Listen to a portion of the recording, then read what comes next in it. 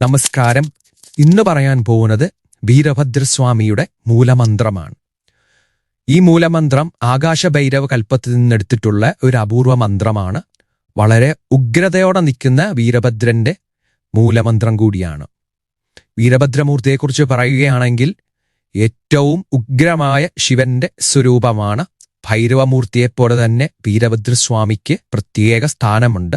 കേരള മാന്ത്രികത്തിൽ വീരഭദ്രൻ കാളിയുടെ കൂടെയുള്ള സങ്കല്പമായിട്ട് കാളിയെ എങ്ങനെ ആരാധിക്കുന്നയോ അതുപോലെ തന്നെ വീരഭദ്രസ്വാമിക്കും പ്രധാനം കൊടുക്കുന്ന ഒരു മാന്ത്രിക പാത തന്നെയുണ്ട് കേരള മാന്ത്രികത്തിലും.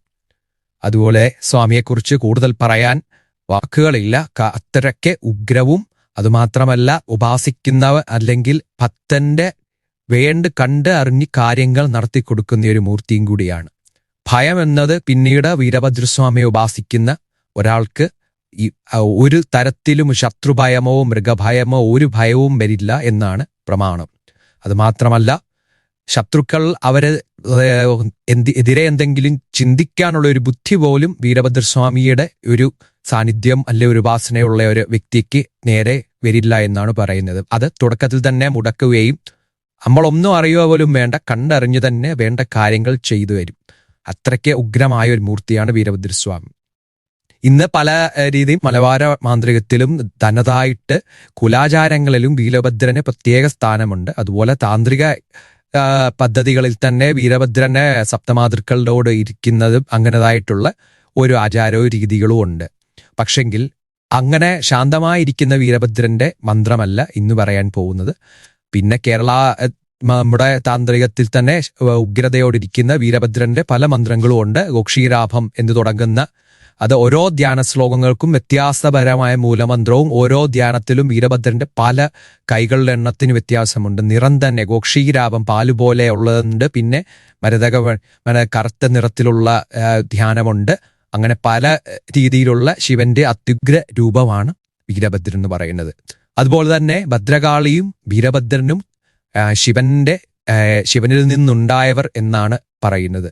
ഇപ്പോൾ മഹാകാളി എടുത്താൽ പാർവതിയുടെ അവതാരം എന്ന് പറയും. ഭദ്രകാളി എന്നത് ശിവന്റെ തൃക്കണ്ണിൽ നിന്ന് വന്നു. വീരഭദ്രസ്വാമിയും അതുപോലെ ദക്ഷയാഗം മുടക്കാൻ വേണ്ടി ജടയിൽ നിന്ന് പറിച്ചറിഞ്ഞു. അതുകൊണ്ട് വീരഭദ്രസ്വാമിയുടെ ഒരു പ്രത്യേകത എന്തെന്ന് വെച്ചാൽ, ഒരു ഭക്തന് വേണ്ടി ഒരു ആവശ്യത്തിന് പോയി കഴിഞ്ഞാൽ അത് പൂർത്തിയാക്കാതെ തിരിച്ചു വരില്ല. കാരണം ദക്ഷയാഗം മുടക്കാൻ പോയിട്ട് സാക്ഷാൽ മഹാവിഷ്ണു തടഞ്ഞിട്ടും ദേവന്മാർ തടഞ്ഞിട്ട് പോലും പിടിച്ചു നിൽക്കാൻ പറ്റിയില്ലെന്നാണ് പറയുന്നത്. അത്രയ്ക്ക് ആ ഒരു രൗദ്രത ആ മൂർത്തിയുടെ അങ്ങനെയാണ്. അതുപോലെ ഭക്തരിൽ വേഗം പ്രസാദിക്കുകയും ചെയ്യുന്ന ഒരു മൂർത്തിയാണ് വീരഭദ്രസ്വാമി.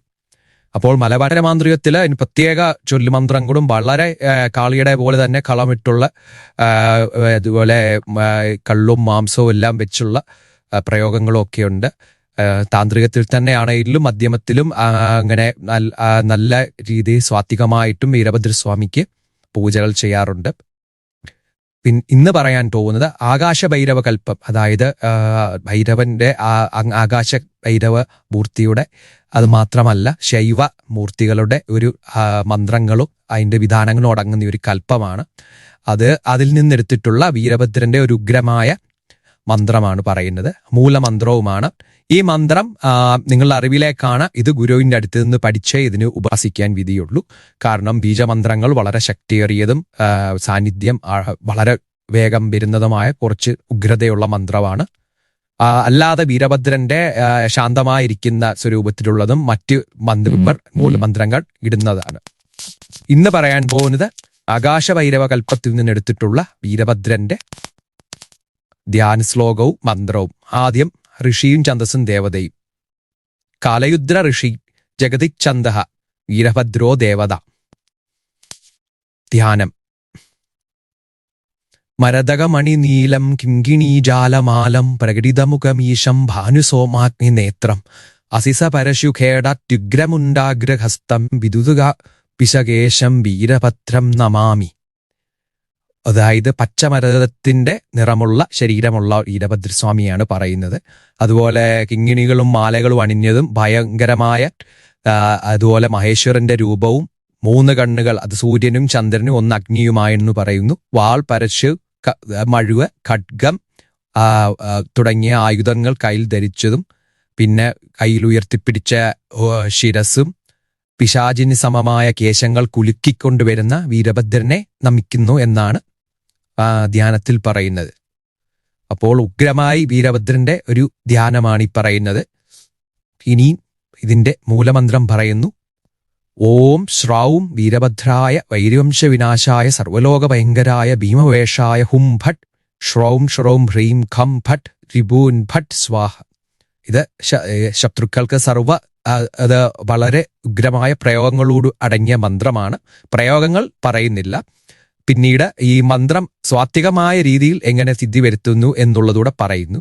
വ്രതത്തോടെയും ധ്യാനത്തോടെയും കൂടി ഈ മന്ത്രം 1,00,000 ഉരു ജപിച്ച് 10,000 ഉരു നെയ്പായസം ഹോമിച്ചാൽ പൂജിച്ചു കഴിഞ്ഞാൽ മന്ത്രം സിദ്ധമാകും എന്ന് പറയുന്നു. അതുപോലെ തന്നെ ഒരു ക്ഷുദ്രജന്തുക്കളും ഒരു ആഭിചാരമൂർത്തികളും ഒന്നും ഈ വീരഭദ്രനെ ഉപാസിക്കുന്നവരുടെ അടുക്കുകയില്ല. അത് പിന്നീട് ശത്രുസംഹാരത്തിന് കുരുമുളകും, ശത്രുവിനെ വശീകരിക്കാൻ ഇന്ദുപ്പ് ത്രിമുദരത്തിൽ മുക്കിയും, ശത്രുമാരണത്തിന് കടുകും 10,000 ഉരു വീതം ഹോമിച്ച്, അല്ലെങ്കിൽ നുറുക്കട ഉണ്ടാക്കി തേനും പായസവും പിന്നീട് അതിനകത്ത് കടുകും കൂടെ കൂട്ടി ഹോമിച്ചാലും എല്ലാം ഇങ്ങനെ മാരണവും അങ്ങനെ ഷഡ്കർമ്മങ്ങളിൽ പറഞ്ഞിരിക്കുന്ന എല്ലാ പ്രയോഗങ്ങളും അടങ്ങുന്നതാണ് വീരഭദ്രന്റെ മന്ത്രം. ഇനി വരുന്ന വീഡിയോയിൽ വീരഭദ്രന്റെ മറ്റ് മൂലമന്ത്രങ്ങൾ അന്ത്രാന്തരം എന്ന് പറയും. അതിന്റെ ധ്യാന ശ്ലോകങ്ങൾക്ക് വ്യത്യാസമുണ്ട്. അങ്ങനത്തെ മന്ത്രം കൂടി പരിചയപ്പെടുത്തുന്നതാണ്. നമസ്കാരം.